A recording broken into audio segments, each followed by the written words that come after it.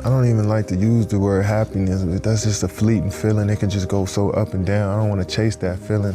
It's just not an efficient way for me to live. I feel like just having peace and simply just enjoying being alive every day is the best place for me to be. You know, I don't want to be happy and sad. Like, I don't even want to have to go through that. I just want to just kind of float through life. I experience so much. I just want to take on every experience for what it is and enjoy it in the moment, you know? So I don't want to chase happiness. Just try to stay even.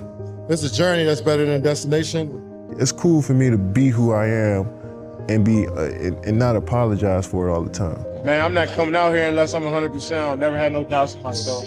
I feel like I'm the best player in the world. I mean, I feel as though at each spot, even in high school, my game was growing so fast. I need to be in a different environment to see how farther I can go. Just try to approach it in an everyday manner and, you know, try to take it a day at a time. You know, I'm not planning to do anything. I'm just gonna be myself. Every day is a challenge to stay at this level that I'm at.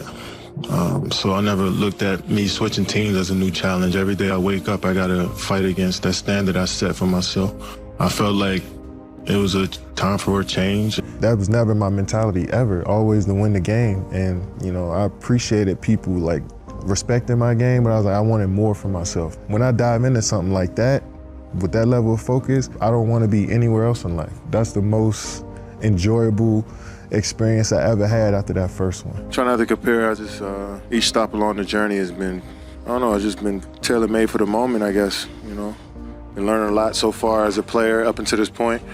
So I think I'm starting to put everything together out there on both sides of the ball, and I'm not looking at points or shots that I get up. It's just how focused I am at each possession. At one gym, I might be the best. At another gym, another guy might be the best. But it's just like, it's millions of gyms around the world, and this conversation is gonna always keep happening, and nobody's gonna get the title outright. So it's no need for me to even think about it. But I know what I bring to the sport. I know what I bring to the culture of the sport. And I feel like I'm accepted by all the real ones in the game, you know what I'm saying? So that's really all that matters. I get that respect, and that's what I've been playing for. Yeah, life is crazy. You know, you can be on that high so fast, and then in a matter of seconds, you go back down. I'm grateful for it.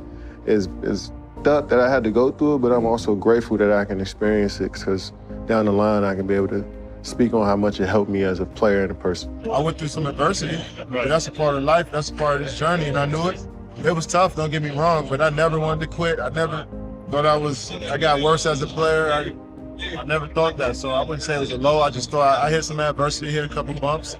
And the way I was raised, the way my mom raised me, my brother and my dad, they keep fighting through. And I just tried to take that and apply it to my everyday life. We were stacked. The odds were stacked against us. Single parent with 2 boys.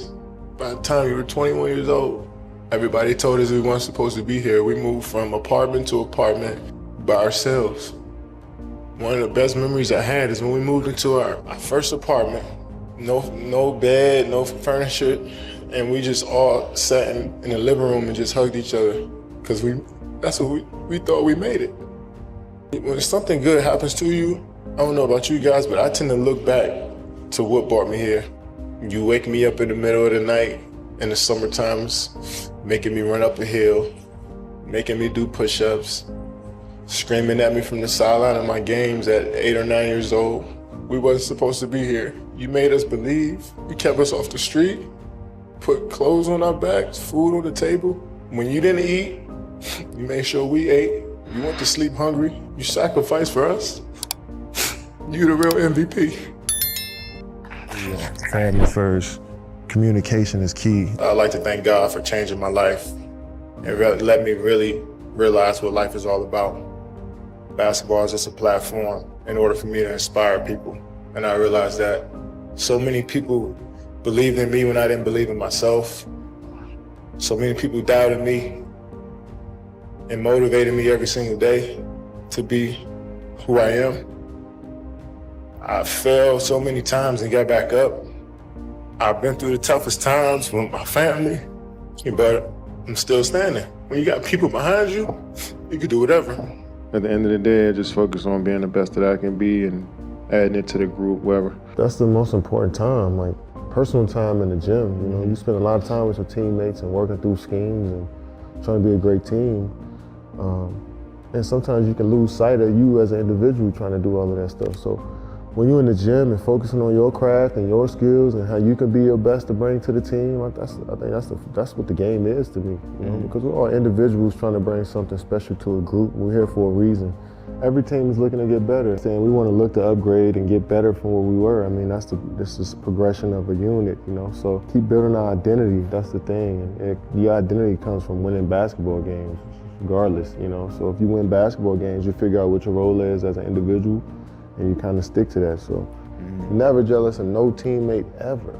Well, our only goal is to be the best version of ourselves every single day individually and bring that together and work as a unit. And outside noise from people who are hoping that we fail, hoping that they see a show or get entertained by some drama. I mean, we can't control that stuff, you know? So we just worried about, you know, who we are individually and then bringing that together as a unit each and every day. Only the people in this building matter. It means nothing to me because I still got to get up and work on my game even though I don't want to. You know what I'm saying? So it's like that noise around me, don't stop talking like that. Like, I don't give a about if I'm the best player in the league. I know what I bring every night.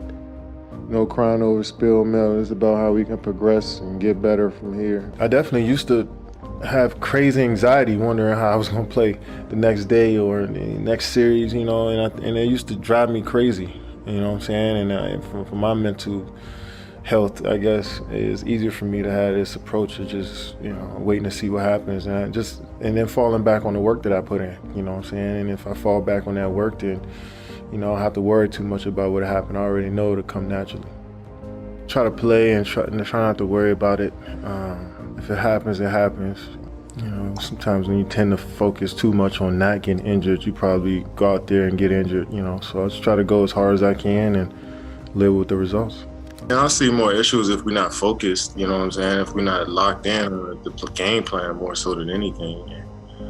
Once we got a good game plan and, you know, we follow it to the T, you know, we understand that life is also bigger than this. So, like, if I'm telling you to, like, get your ass in the corner, it's not that I don't like you. It's just that, you know, that's what we need for this play to work. I wasn't expecting to be a happy human being from a title. I was just expecting, like, you know, the ending of a movie. Once you work so hard and everybody tells you, like, yo, this is what you need to be working for, is this gold ball and these rings.